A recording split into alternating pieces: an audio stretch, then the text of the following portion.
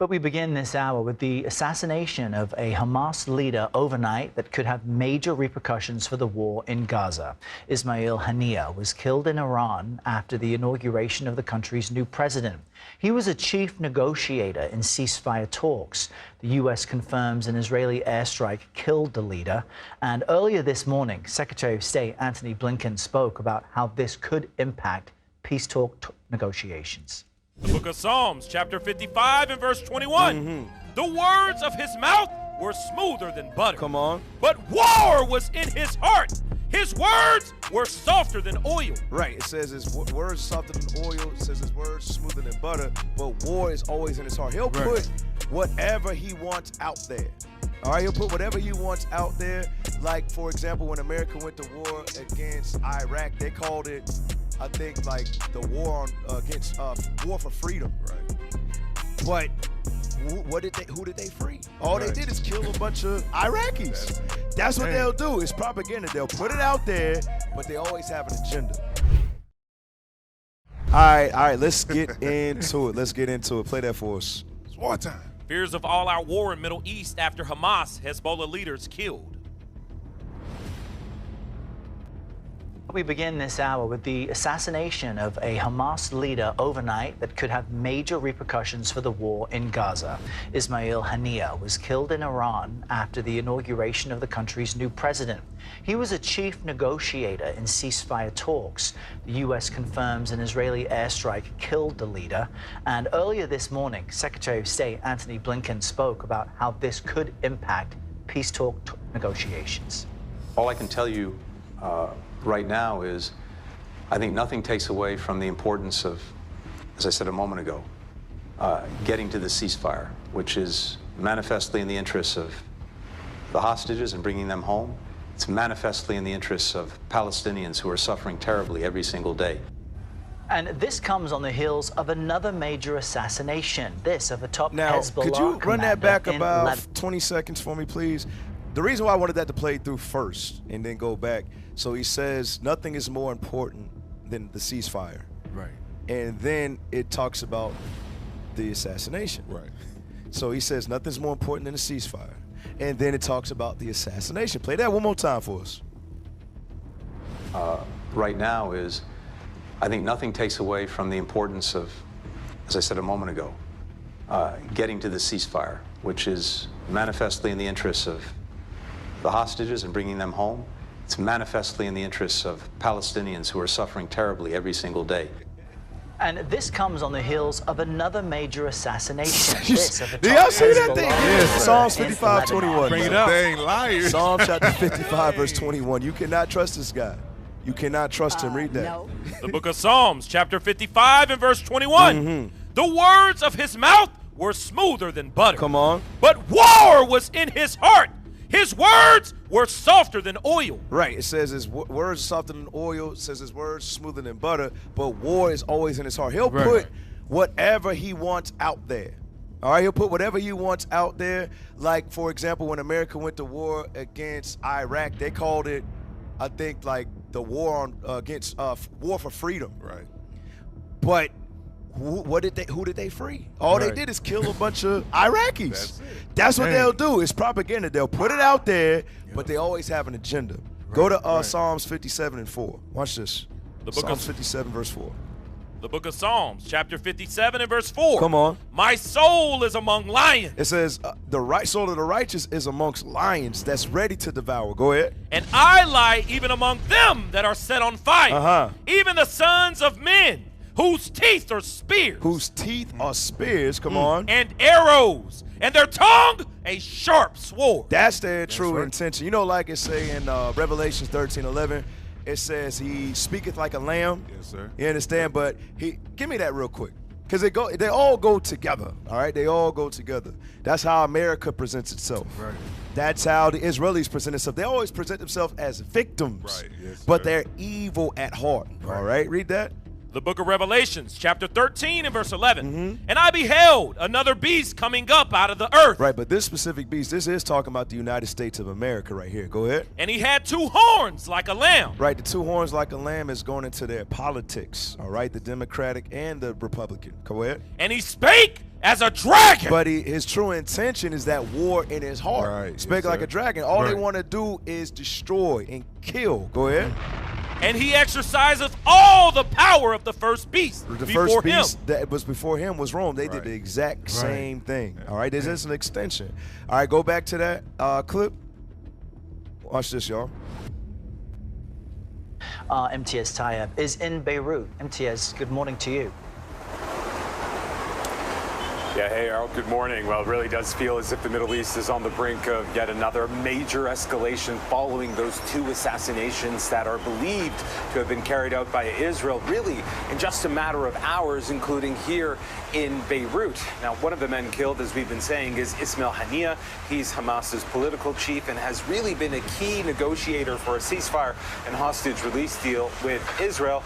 But now any potential agreement is in major jeopardy. Chaos in the immediate aftermath of the Israeli airstrike in the southern Beirut neighborhood of Dahya. When we arrived shortly afterwards, hundreds had gathered after learning 4 people, including 2 children, were killed and at least 70 wounded in the attack. Well, you might be able to see over my shoulder that building over there that was damaged in that Israeli strike. And as you can imagine, it's a scene of real chaos here, but also one of real anger. All right, so you can take that one down. So they killed the Hamas leader. All right, so Iran's pissed. Iran is pissed. Let's see the next video. Let's see what Iran's talking about. Let's click play on that. Iran's supreme leader orders direct retaliatory strike on Israel. That's right, Tom. So we got a very strong wording out of these Iranian officials yesterday, with the supreme leader saying that he would like to seek revenge for the strike in the capital. In addition to that, overnight there was a report put out by the New York Times suggesting that the supreme leader himself has now ordered a direct attack to be administered within Israel, saying that Iranian military commanders are preparing themselves for the possibility of a combined drone and rocket attack and specific targets in Tel Aviv and Haifa, but targeting specifically military infrastructure and not civilians. Now, all that is happening alongside the developments in Lebanon as well. Hezbollah yesterday putting out a statement actually confirming that the senior commander Fuad Shukr was killed in that airstrike that happened on Tuesday evening. 5 civilians as well were killed in the airstrike, 2 children and 3 women. But the leader of Hezbollah, the commander, Hassan Nasrallah, will be delivering a speech at 5 p.m. local time today, and that will be keenly watched. All right, for real any quick. clues on. Let me get Isaiah 13 and verse 17. So this is what you see. We are seeing prophecy take place right before our eyes, brothers and sisters. All right, this is how Iran is going to get in the mix. America and Israel, they just ain't going to stop. They're not going to stop, because whenever you see the Israelis do something, best believe that America was right there in the mix. Right. You understand? Read that for us. The book of Isaiah, chapter 13 and verse 17. Come on. Behold, I will stir up the Medes against them. Right. That's who the Iranians are in this present day, the Medes. Go ahead. Which shall not regard silver.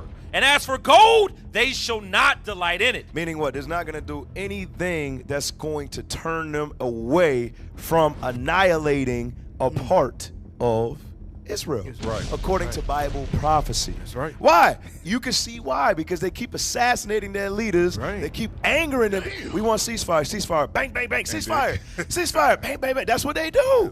Officers, y'all got anything on that? Come on, officer. Give me them, y'all. I got some. Give me the book of Job, chapter 20 and verse 5. Because that's a major hypocrite. You can't say in one sentence you want peace, but then you're bringing destruction. Right. Read that for me. The book of Job, chapter 20 and verse 5. That the triumphing of the wicked is short. Meaning that this white man, he's not gonna reign long. He's gonna be put down where he belongs. Go ahead. And the joy of the hypocrite, but for a moment. Go ahead. Though his excellency mount up to the heavens, and his head reach unto the clouds, yet he shall perish forever. That's what we waiting on, for you to perish forever, for you to get the destruction that you've been given. It's gonna come on your own head. Finish it out. Like his own dung. They which have seen him shall say, Where is he? This is going to be the glorious day when we look around like we never knew he was here. That's so all right. praises for that. Right. Hey, on the real quick, give me Psalms on the 58. All right, because these people have been lying since they've been born. Right. All right, it's an attribute of those. So when we can't trust them, man, on black people, so you can't trust this man on reading. Right. The book of Psalms, chapter 58 and verse 3. Nope. The wicked are estranged from the womb. So the wicked is a so-called white man. All right, everybody going against God's laws is included in the wicked, though, too. Read. They go astray as soon as they be born. Doing what? As soon as they be born. As soon as they be born, a little baby. I mean, speaking what? Speaking lies. Read. Their poison is like the poison of a serpent. So you can't even trust that little baby cry up there. Right. All right, it's like on the poison of a snake. All right? So our people got to wisen up on it. Go ahead, officer. I know you had something. Yes, sir. Read Matthew chapter 26 and verse 41 as well. Because you see that they always afflicting Ishmael. Ishmael is already strap a bomb in his chest and blow people up.